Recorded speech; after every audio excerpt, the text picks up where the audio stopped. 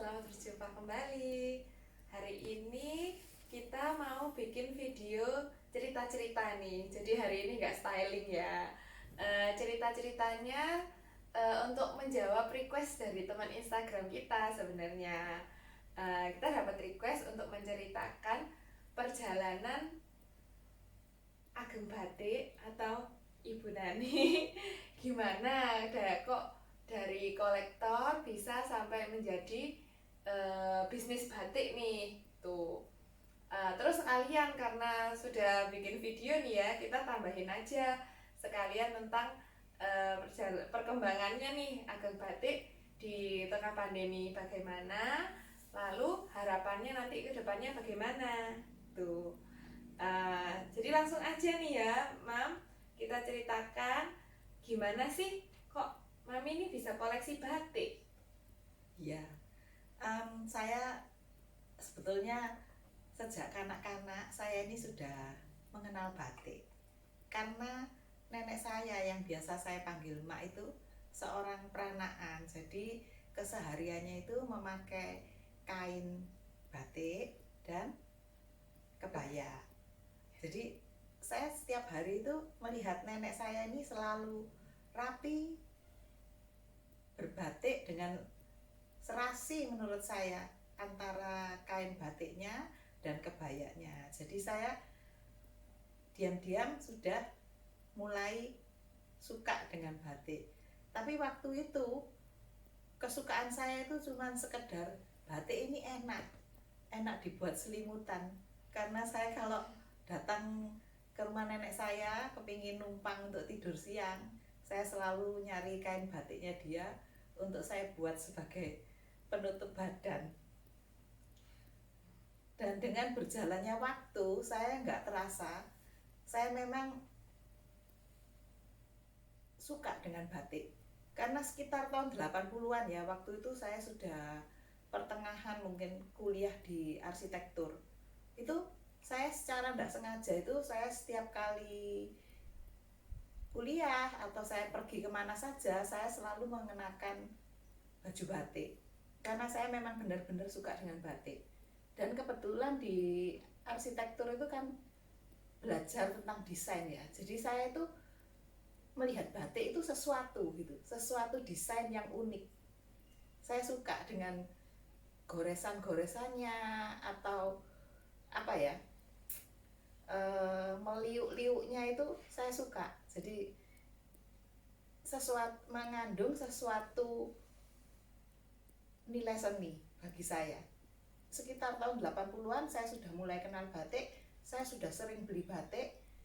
Sebagian saya jadikan baju saya sehari-hari untuk kuliah, untuk pergi kemana saja, dan sebagian masih ada yang saya simpan. Setelah itu sekitar tahun 90-an batik kita itu mengalami mati suri. Saya nggak tahu penyebabnya kenapa, karena waktu itu saya belum benar-benar menggeluti batik, jadi saya nggak tahu. Pokoknya yang saya ingat sekitar tahun segitu itu batik kita itu mati suri. Jarang sekali orang yang memakai batik.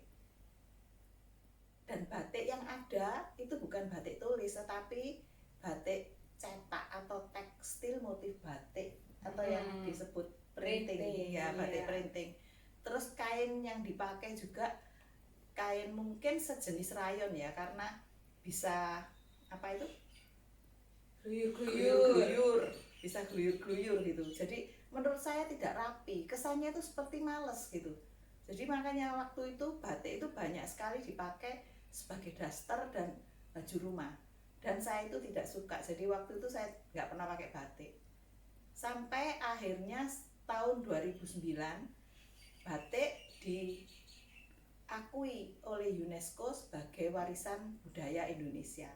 Sejak itu batik mulai menggeliat lagi. Saya sudah memperhatikan beberapa instansi pemerintah, sekolah-sekolah sudah mulai mengenakan seragam batik. Tapi itu pun bukan batik tulis, batik printing, tapi ya sudah kainnya juga sudah mulai kain yang dari jenis katun, jadi sudah mulai kelihatan rapi. Dan batik sudah mulai menggeliat lagi. Beberapa daerah perbatikan di Indonesia sudah mulai memproduksi batik lagi.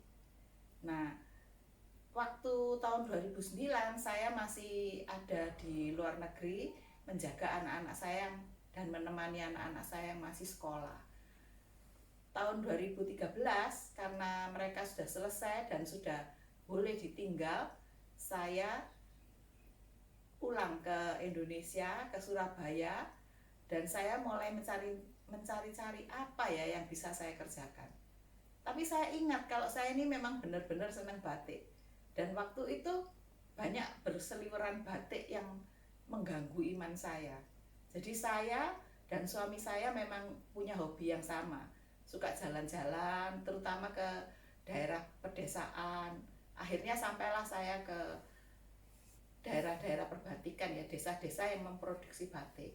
Di situ saya mulai berkenalan dengan batik, saya mulai mendalami batik, saya mulai lebih mencintai batik karena saya ngerti filosofinya juga dari para teman-teman pembatik itu, banyak yang cerita. Jadi setiap saya membeli batik, saya selalu menanyakan apa yang mereka desain di dalam selembar kain batik ini.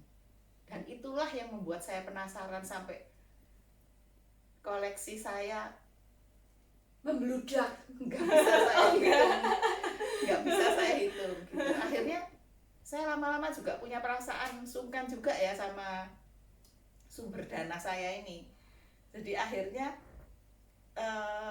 batik-batik yang sudah saya pilih ini coba saya tawarkan ke teman saya, ke teman-teman saya, dan teman-teman saya ternyata mempunyai taste yang sama dengan saya, banyak yang mensukai. Dari situlah mulai saya menjadi penghubung antara pembatik dan teman-teman saya, terutama teman-teman saya yang sering berkunjung ke butik saya. Saya suka sekali kalau hasil karya teman-teman saya di desa perbatikan saya pertemukan dengan teman-teman saya yang menyukai batik, dan akhirnya cocok dan dipakai menjadi serasi dan lebih cantik, lebih gagah gitu. Oke. Jadi akhirnya sampai lahirlah Ageng, tempat dimana batik-batik dari sentra batik ya, dari desa-desa batik dibawa ke Surabaya, bisa didesainkan bentuk mau dibuat model seperti apa untuk teman-teman kita.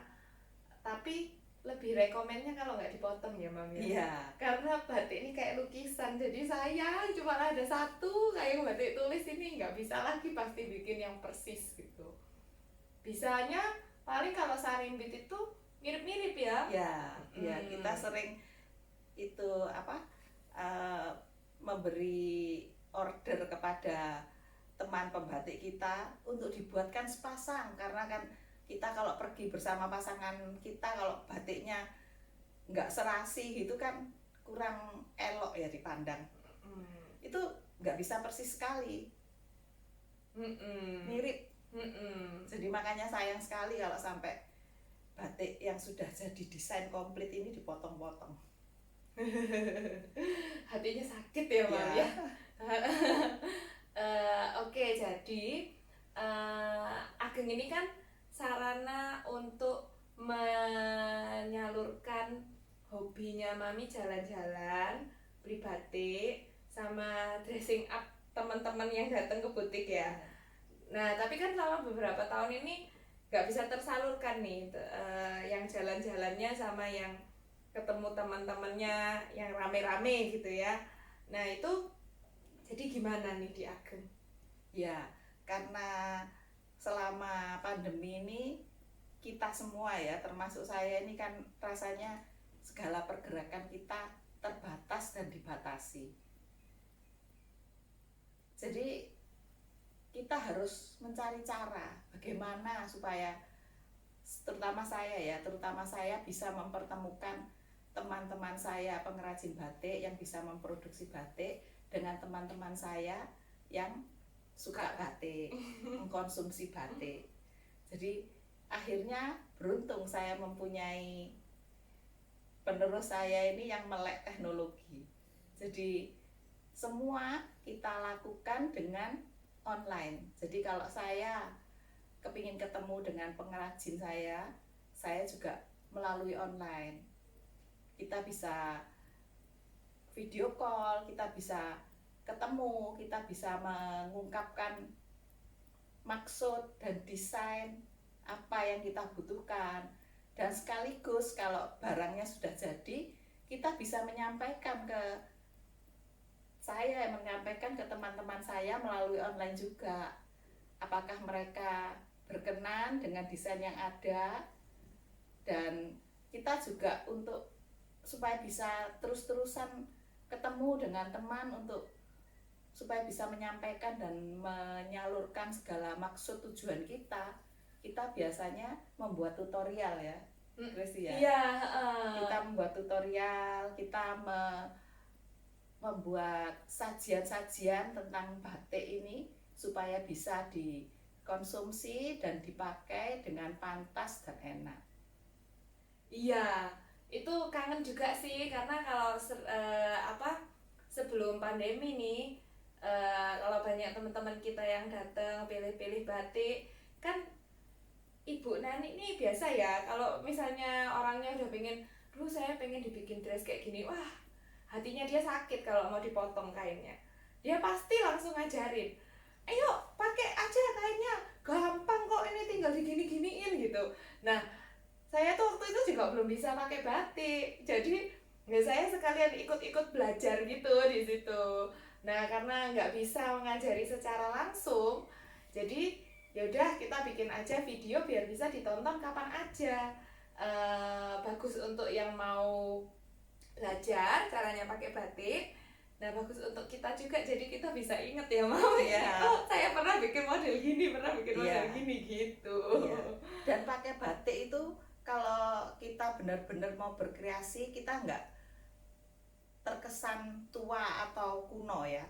Kita bisa berkreasi dengan segala model. Kadang-kadang batik kita bisa kita buat sebagai ball. Oh, kayak ball gown, kayak pesta. Iya, bisa. Batiknya kita lilit biasa.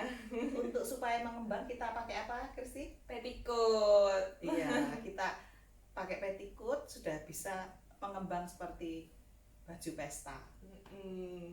Dan mau apa, model apa aja kita bisa kok. Iya, jadi dan gampang. Oh iya, gampang. Jadi kalau belum nonton video-video styling kita, monggo ditonton videonya. Sama nantikan nanti kreasi baru Ibu Nani. Iya. Terus ini terakhir short and sweet aja. Kedepannya nih harapannya, Ageng bagaimana? Ya kalau saya ya. Setelah lama berkecimpung dengan teman-teman pembatik dan teman-teman saya yang suka batik, saya berharap kedepannya batik Indonesia bisa menjadi tuan rumah di negara sendiri. Saya berharap mungkin 60% dari penduduk Indonesia bisa menggunakan batik sebagai busana sehari-hari. Kan bagus juga dengan kita berbusana batik, kita membantu saudara-saudara kita sendiri, para pembatik, untuk bisa terus berkreasi dan berkarya. Supaya perekonomian kita juga meningkat. Iya, setuju. Jadi ya ini ya, bagi-bagi apresiasinya itu di dalam Indonesia aja sudah amazing loh gitu. Jadi kalau bisa ya kita hargailah kreativitas dan karya saudara-saudara kita sendiri. Siapa tahu nanti saudara-saudara kita yang dari luar negeri, dari benua lain juga ikut berpartisipasi untuk mengapresiasi karya saudara-saudara kita. Oh iya, mantap. Karena sudah mantap nih, sampai di sini dulu ya perbincangan kita hari ini. Terima kasih sudah nonton videonya sampai akhir. Semoga makin cinta batik.